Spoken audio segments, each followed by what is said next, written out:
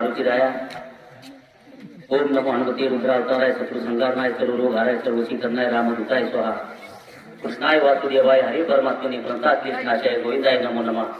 या श्लोकाप्रमाणे या भोग असलेल्या खंडाळी जिल्हा परिषद निवडणुकीच्या माध्यमातून शेनपूर गावच्या प्रथम नागरिक तथा सरपंच सरस्वतीताई नरवडे तसेच या गावच्या सूचना पंचायत समिती योजना गटाच्या उमेदवार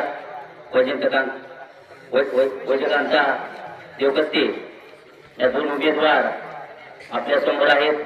तसेच या कार्यक्रमासाठी पंचायत समितीचे माजी सदस्य रामभाऊ नरवटे, पुणे येथून आलेले प्रसिद्ध बांधकाम उद्योजक आदरणीय रामभाऊ, खंडाळी ग्रामचे युवा नेते राष्ट्रवादीचे आदरणीय बाळासाहेबजी गोळ पाटील, टाकागावचे नेते आदरणीय नागरगोजी सावकार, नरवटे मामा, इथं गावातील जमलेले सर्व मतदार बंधू आणि भगिनींनो, सांगण्याचा तात्पर्य एवढाच की प्रस्थापिताबरोबर विस्थापितांची लढाई आहे। रामभाऊचा तुम्हाला इतिहास भूगोल सर्व माहिती आहे। त्या गावची ती पावले त्या मतदारसंघातल्या त्या गावच्या बरेचसे कार्यकर्ते आमचे पण मित्र आहेत। ज्या माणसाने आपल्या घरावर तुळशीपत्र ठेवून एक समाजसेवेचा ध्यास घेतला असे आदरणीय रामभाऊ नरवटे यांची पार्श्वभूमी बघायचं म्हटलं तर पंचायत समितीच्या माध्यमातून राबवलेल्या योजना विरोधकावर टीका टिप्पणी करण्यापेक्षा त्यांच्या कामाची पावती करणाऱ्या कामासोबत त्यांचं जे असेल डोक्यातला आराखडा त्या मांडण्यासाठी आम्ही इथे आलेलो आहोत। मित्र, समोर पैशाचा महापूर आहे। एक सर्वसामान्य कार्यकर्ता की जो तुमच्यासाठी अवरात्र आमच्यासाठी लढणारा कार्यकर्ता आहे।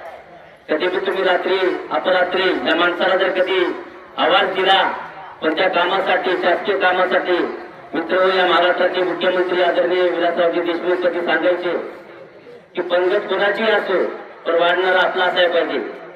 महाराष्ट्र शासनाच्या इतक्या मोठ्या योजना आहेत की त्या योजना तुमच्यापर्यंत पोहोचल्या पाहिजे, याकरता दुवा म्हणून या पदाची एक नेतृत्वाची गरज असते। या कारणासाठी आदरणीय सरस्वती नरवटे यांना आपल्याला जिल्हा परिषद मध्ये पाठवायचं आहे।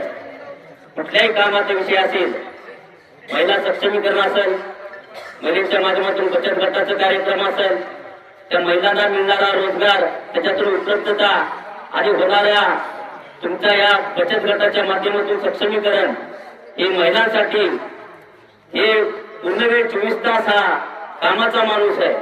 समोरची व्यक्ती बघायला गेलंच तर त्यांच्याकडे बहुधा संस्था आहेत, त्यांच्याकडे कामाचा बराचसा व्याप आहे आणि ते राजकारणासाठी किंवा त्यांच्या पदासाठी ही राजकारण करत आहेत। त्यांना तुमच्याबद्दलचा कुठली आत्मीयता नाही। जास्ती पैसे देतील, पैशाचा आम्ही दाखवतील, पण 1000-500 रुपयासाठी तुमच्या येणाऱ्या भविष्यासाठी, तुमच्या लेकराबाळासाठी आपल्याला एक सक्षम उमेदवार, जी जिल्हा परिषद ही एक छोटं मंत्रालय आहे।